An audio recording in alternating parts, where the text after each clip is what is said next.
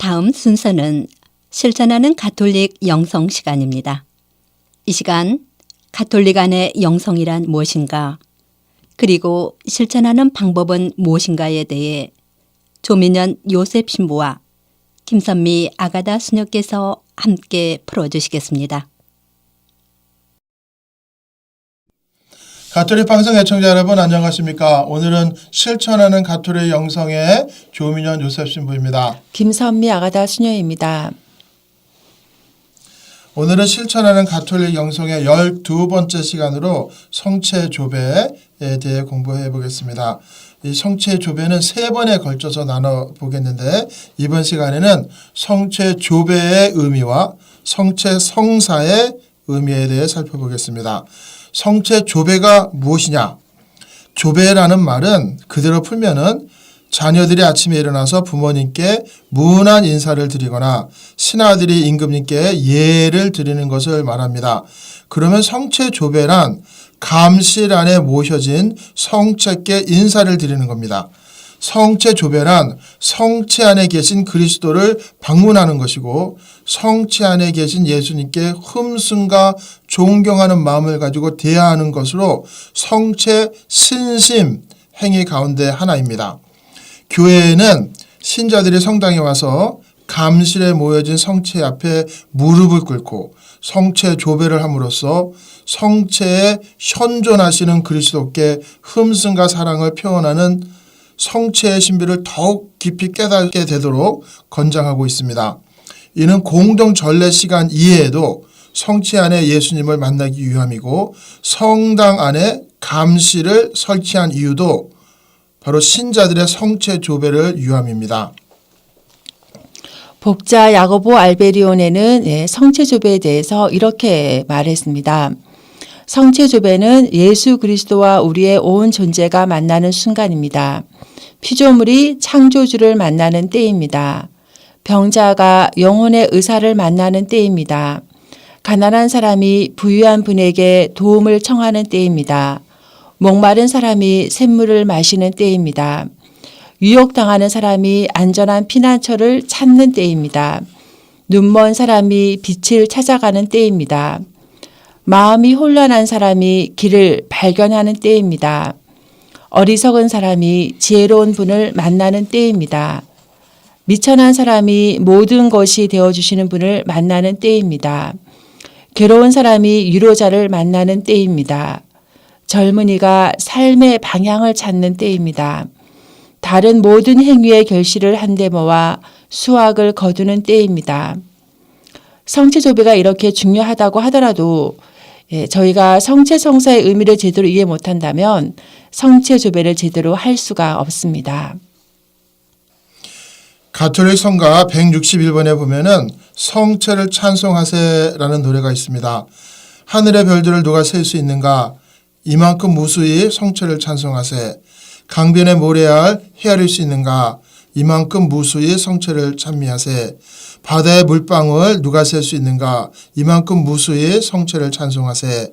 어렸을 때 영성체 시간이 되면은 자주 불렀던 성가이고, 그때마다 크게 소리치면서 불렀던 기억이 납니다. 하늘의 별들을 셀 수 있을까요? 강변의 모래알을 셀 수 있을까요? 없습니다. 모래알 한 줌도 세기가 어렵습니다. 그만큼 성체의 신비가 하늘의 별이나 강변의 모래알처럼 많다는 겁니다. 그런데 진짜 신비는 성체를 모신 사람이 성체 안에서 전혀 신비를 느끼지 못한다는 것입니다. 예수님의 몸인 성체를 모시고 나서도 아무런 내적인 변화를 체험하지 못하는 겁니다. 오늘날 많은 신자들이 성체를 모시면서도 성체가 진짜 주님의 몸이라고 믿고 먹지는 않습니다. 아마도 가톨릭 신자들을 대상으로 여러분이 먹고 마시는 성체와 성혈이 정말 주님의 몸과 피라고 믿고 있습니까? 설문조사를 해보면 아니요 라는 대답이 만만치 않게 나올 것입니다. 우리 가톨릭 신자들이 그렇게 무미건조하게 성체를 모시는 것에 대해 어떻게 하면 최고의 공경을 가지게 할 수 있을까요? 라는 주제가 교회 안에서 아주 어려운 점입니다. 초창기 초대교회 신자들 사이에서도 상당히 많은 어려움이 있었습니다. 요한복음 6장에도 나옵니다. 예수님께서 너희가 사람의 아들의 살을 먹지 않고 그의 피를 마시지 않으면 너희는 생명을 얻지 못한다 하셨을 때 많은 사람들이 예수님을 떠나갔습니다. 어떻게 사람의 살을 먹을 수 있단 말인가? 어떻게 사람의 피를 마실 수 있단 말인가? 믿을 수 없는 거죠. 그것이 100년 전, 200년 전 한국 교회가 정착이 될 때에도 계속해서 논란이 됐습니다. 성체성사의 의미를 살펴보면 저희가 좀 더 믿을 수 있고 쉽게 받아들일 수가 있는데요. 성체성사에서 근본적으로 중요한 것은 이 음식에 대한 해석이 아니라 그것을 기념하고 체험하는 데 있습니다. 그것은 빵과 포도주의 형상하에 성체 안에 계시는 예수 그리스도의 실제적인 현존입니다. 예수님께서는 성령을 통하셔서 우리와 늘 함께 하시지만 그것으로 부족하셔서 우리의 몸 안으로 들어오셔서 우리와 직접 가장 가까이에서 함께 있고 싶으셔서 성체 성사를 제정하신 겁니다. 예수님께서는 세상 끝날까지 우리와 가장 가까이에서 함께 있고 싶으셔서 매일매일 우리의 밥이 되어서 오시는 겁니다. 바로 사랑 때문이죠. 그래서 우리는 성체 성사를 사랑의 사건이라고 합니다. 네, 2세기 초에 안티오키아의 주교 성 이냐시오는 주님의 만찬에 대해서 다음과 같이 말합니다. 주님의 만찬의 제사야말로 교회 일치의 원천으로 그 빵은 죽음을 막는 불사의 영향이고 예수 그리스도 안에서 영원한 생명을 줍니다. 성찬에 참가함으로써 영원한 생명을 가져오는 그리스도의 힘을 경험하는 겁니다. 이냐시오 주교가 불사의 영향이라고 말하는 이 빵은 물론 하늘에서 내려온 살아있는 빵이신 예수 그리스도를 말합니다.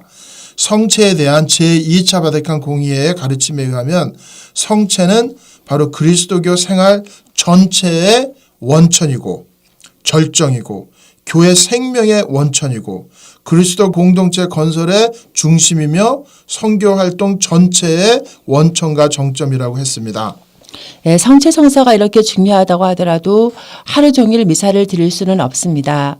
그래서 성체 성사의 신비를 묵상하고 삶으로 연장하려는 노력이 필요하기에 성체 성사의 신비를 깊이 깨닫고 내면화하는 가장 좋은 수단이 바로 성체 조배인 것입니다. 그러니 성체 조배는 성체 성사의 연장이라고 할 수 있습니다.